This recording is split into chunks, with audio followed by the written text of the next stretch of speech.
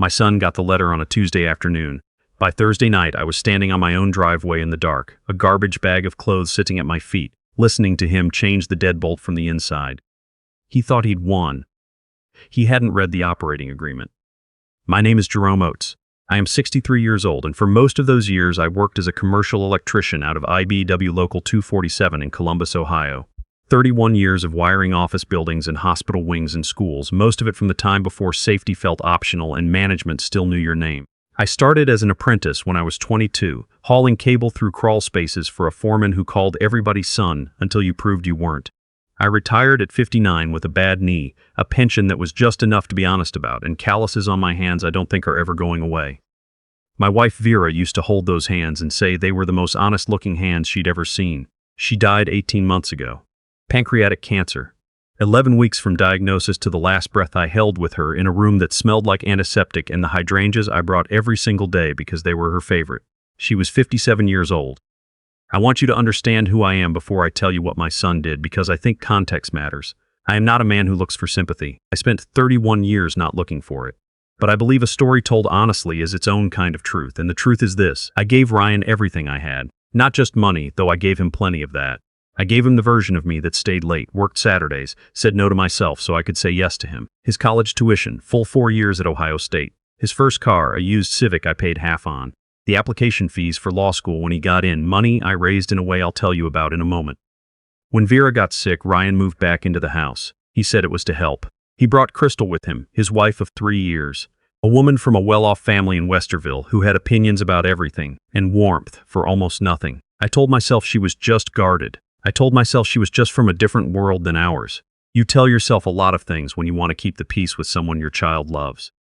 What I didn't understand not yet was that Crystal wasn't just guarded. She was calculating, and Ryan had let her do the calculating for both of them. 18 years ago, before Ryan finished high school, 5 of us from Local 247 did something that felt more like a dare than a plan. We started an investment circle. There was me and Tommy Briard, who I'd worked beside since my second year as an apprentice, and Gus Holloway, and Carl Fitch, and Dennis Merritt. Good men, all of them, the kind who still sent Christmas cards and showed up when things got hard. We called ourselves the Local 247 Investment Circle, which wasn't creative but was exactly what it was. Every month, $400 from each of us into a dedicated account. We had an operating agreement drawn up by a real lawyer, notarized, signed by all 5 of us, and filed with the state of Ohio as a proper LLC. We bought our first commercial property, a small strip of retail space in Hilliard, when the fund had enough for a down payment, then a second in Grove City, then a third. By the time we all retired, the 3 properties were generating steady rent, and the portfolio had appreciated to just under $2.8 million. Not a lottery jackpot, but the kind of number that, when I sat down with a calculator one evening and actually wrote it out, made me set the pen down and sit very still for a long moment. I was the managing member of the LLC. The operating agreement gave the managing member authority over day-to-day decisions but required unanimous consent of all partners for any major transaction. Sale of assets, transfer of interest, anything above $50,000. Every partner had to sign, every time. Dennis died 4 years ago, a heart attack on a Sunday morning while he was out walking his dog. His share passed to his daughter Angela per the succession clause we'd all agreed to. Angela Merritt was 34 years old, a real estate attorney in Columbus, and the kind of person who read every word of every document before she signed anything, a habit she said she got from her father, who used to say the fine print is where they put the truth they don't want you to notice. I want you to remember that. It matters more than you know right now. The letter arrived on a Tuesday. It was from a commercial development group out of Dublin, Ohio, a formal offer letter addressed to the Local 247 Investment Circle LLC, care of me as managing member. They were interested in acquiring all 3 properties. The number they put on paper was $2.6 million, a shade under market, but real money. I set it on the kitchen counter and went to make a phone call. Ryan intercepted it before I got back to the room. I know this because I saw him reading it when I came in, his back to me, his shoulders doing something I'd never seen them do before, a kind of tight, rigid attention, like a dog that's caught a scent it doesn't know what to do with yet. He put the letter down when he heard me. He smiled. The smile was a second too late. "Didn't know you had commercial real estate, Dad," he said. His voice was casual in the practiced way that casual never sounds when it's practiced. I told him it was a business matter, nothing decided. I made myself a cup of coffee. I went back to my chair. I'd been a union man for 31 years. I'd sat across the table from management during contract negotiations. I knew exactly what it looked like when someone had just decided what they wanted and was now figuring out how to take it. I watched my son at dinner that night. I watched Crystal watch me. I didn't say anything to either of them, but later, from the back porch with the door shut, I called Tommy. "We got an offer on the properties," I said. "Yeah? How much?" 2.6. A low whistle. "That's serious money, Jer." Ryan saw the letter. A pause. Tommy knew my son. He'd known Ryan since Ryan was 9 years old, showing up at union picnics and eating 3 hot dogs in a row. "How'd he take it?"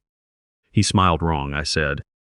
Tommy was quiet for a moment. "You want me to come by tomorrow?" "Meet me at the diner on Broad," I said, "not here." It took 8 days. That's how long before they made their move. During those 8 days, the temperature in that house changed in ways that were hard to name but impossible to miss. Crystal started asking questions wrapped in concern about my health, my plans, whether I had a financial advisor, whether I'd thought about what happens if something changes. Ryan started hovering near my desk. He brought home a stack of papers from an estate attorney friend and set them on the coffee table without comment. I read every page that night after they went to sleep.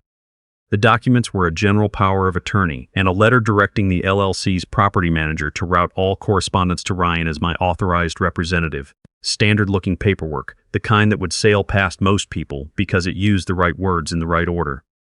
What they didn't know, what they had absolutely no way of knowing, was that 3 weeks earlier, before that developer's letter ever arrived, I had gone to see my own attorney.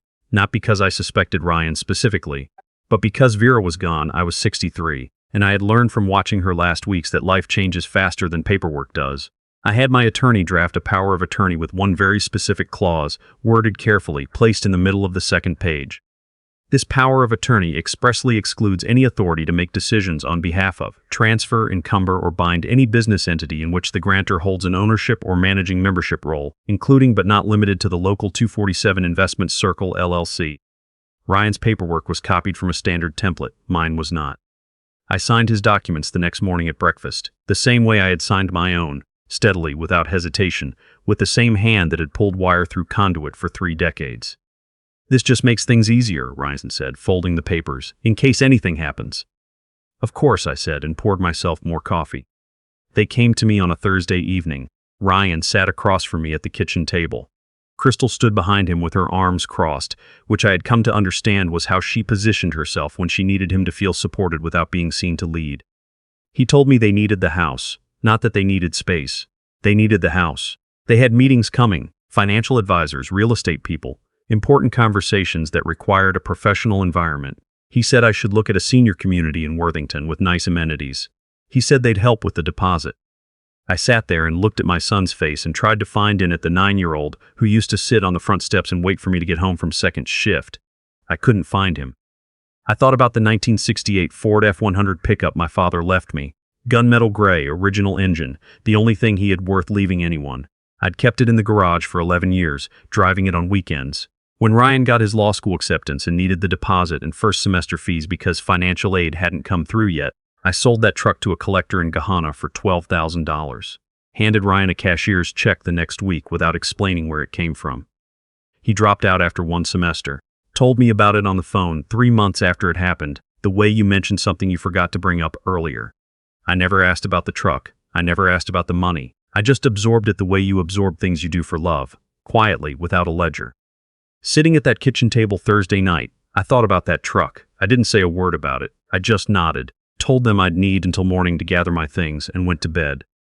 I spent that night packing 1 bag, documents from the fireproof box, a photograph of Vera from our trip to Asheville in 2014, the small leather notebook with important numbers. I left the furniture, the dishes, Vera's bookshelves full of paperback mysteries, the things that could be replaced or couldn't but weren't what I needed. In the morning, I carried the bag to the driveway. The sky was overcast, the air that particular Ohio cold that doesn't commit to being winter but doesn't apologize for itself either. I heard the deadbolt turn from inside. I stood on that driveway and I thought very clearly, they never read the operating agreement. Then I picked up my bag, walked to my truck, and drove to Tommy's house. Tommy Briard lived in the same house in Clintonville he'd lived in for 30 years. He had coffee ready when I walked in. We sat at his kitchen table and I laid out everything. The letter, the paperwork, the dinner conversation, the driveway. Tommy listened without interrupting. When I finished, he was quiet for a moment. "Ryan present the POA to anyone yet?" "He's going to try to reach the developer," I said, "and the property managers." Tommy nodded. Then we need to call Angela. I had already been thinking that. Angela Merritt's office was on the 4th floor of a building on High Street downtown. Clean, practical space, not flashy, not trying to impress anyone, the kind of office that says, I am good at what I do and I don't need the decor to make that argument. There was a photograph of her father on the credenza, him in his union jacket standing next to me in front of a job site we'd finished in 2007. I hadn't known she had that photo. I had to look away from it. She shook my hand, shook Tommy's, and got straight to it. When I finished, she set her pen down. Your son has a document that looks like a power of attorney and actually has no authority over any decision connected to the LLC. If he presents it to the developer claiming it gives him control over the investment entity, that is fraud, misrepresentation of authority. He doesn't know about the exclusion clause, I said. No, she said, he wouldn't. It's on page 2, second paragraph, written in standard language that looks unremarkable unless you're reading for it. A pause, which he wasn't. She looked at me steadily. I want to be transparent with you, Jerome. I'm a partner in this LLC, so I have a direct financial interest in what happens here. You should factor that in. Your father would have handled this the same way, I said. She looked at the photograph on the credenza. Yes, she said quietly, he would have. She turned back to us. Here's what I suggest. We waited. That was the hard part. Angela's strategy was simple in structure and surgical in execution. Let Ryan make his move. Let him present the fraudulent PO to the developers team. Let him get far enough that there was documented evidence of intent. The developer's legal counsel would find the LLC operating agreement through standard due diligence. It was public record, and when they called to verify, they would learn that the managing member had authorized nothing, and that the individual claiming authority had no such authority under the actual POA on file. While we waited, Tommy and I gathered what we needed: the original operating agreement from Angela's files, 18 years of bank statements from the LLC account, every contribution from every partner, steady as a heartbeat, the notarized signatures of all 5 founding members, and the succession documentation for Dennis's share. I called Gus and Carl and brought them into it. They were quiet men, both of them, the kind who don't say much because they don't need to.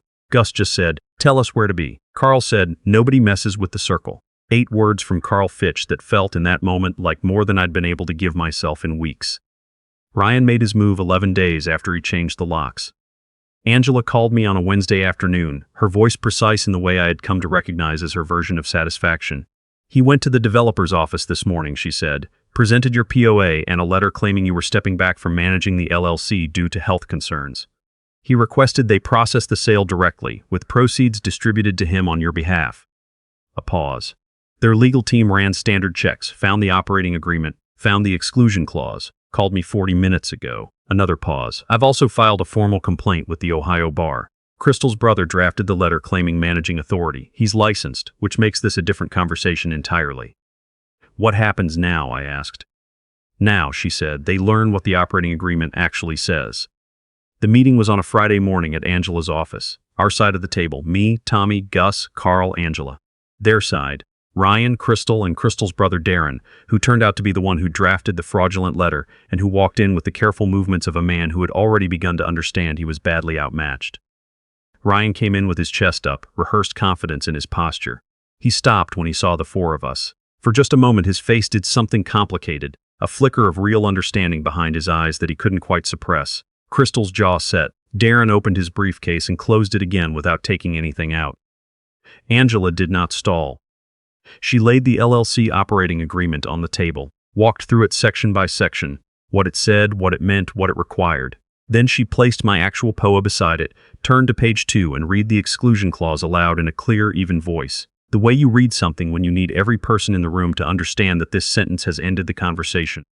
I watched my son's face while she read it. The color went first, a draining, like someone reaching up and turning a dimmer. Then the jaw stopped moving. Crystal's hand on the table, which had been flat and still, closed slowly into a fist.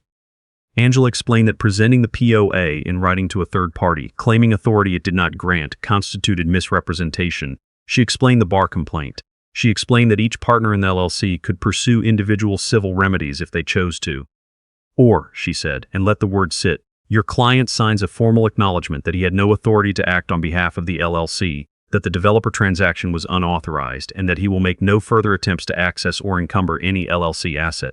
In return, the partners agree not to pursue civil action, and I withdraw the bar complaint. Darren leaned over and spoke quietly to Ryan and Crystal. I watched my son's profile during that conversation. He had Vera's forehead, the The particular shape of it, that slight roundness just above the brow. I had always been glad he got that from her.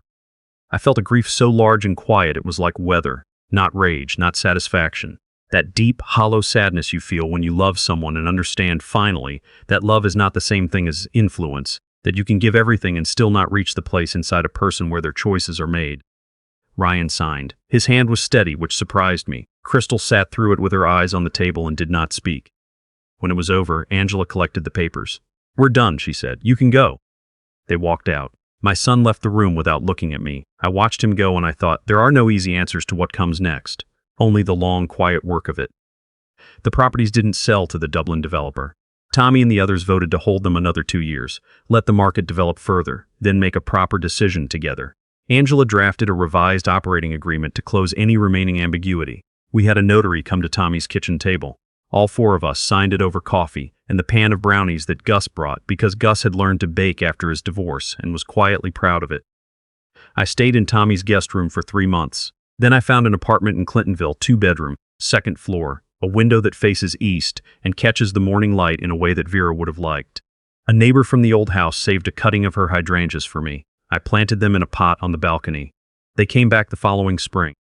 That October, the local 247 investment circle established a scholarship fund through Columbus State Community College, the Jerome Oates Fund for Skilled Trades. Full tuition for 2 students a year pursuing an electrician's or plumber's apprenticeship, seeded with a portion of the rental income from the Grove City property. The announcement ceremony was on a Friday afternoon. About 60 people, faculty, scholarship committee members, union officers, some of the first candidates. Tommy was there, Gus, Carl, Angela. I said a few words about Vera, about the union, about the kind of work that builds things meant to last. I was stepping back from the podium when I saw him. Ryan was standing at the back of the room near the exit, alone, not with Crystal. He was in regular clothes, not a suit, and he looked like a man who had driven there and then wasn't sure he should have gotten out of the car. He was watching me with an expression I didn't have a name for, not quite shame, not quite grief, somewhere between the two, in the particular territory that only opens when you've done something you can't take back and have finally stopped pretending otherwise. We looked at each other across that room. I didn't smile. I didn't look away. I held his gaze for a long moment and I gave him a small, deliberate nod. It wasn't forgiveness. I'm not there yet, and I won't pretend I am. Forgiveness takes time and honesty and the willingness to do the hard work of it, and that work is his to do, not mine. What the nod was this: I see you. You are still my son. The door has not been locked from this side. He stood there a moment longer, then he turned and walked out. I stood at the front of that room, in the light from the east-facing windows, and I thought about Vera, about her hydrangeas coming back in the spring, about the photograph from Asheville, now on my nightstand in the apartment that faces east, about my father's truck and the $12,000 and the things we do for love that we never ask to be repaid. Money is a mirror. That's what I've decided. It doesn't change what's already there. It just shows it to you clearly without the softening of ordinary days. What it showed me about my son broke my heart. What it showed me about Tommy and Gus and Carl and Dennis's daughter Angela, that part felt like being reminded of something I should never have forgotten. The real wealth I've built in this life is not in 3 commercial properties in central Ohio. It's in the kind of people who show up, the kind who read the fine print, the kind who bring brownies to a notary signing and mean it as a celebration. If you've ever given everything you had to someone you loved and wondered whether it meant anything, I believe it does. Not always in the way you hoped. But the giving itself, done honestly and without keeping score, becomes something no one can take from you. It becomes who you are. I kept my word to Vera. I always promised her I'd make something that lasted. I believe I have.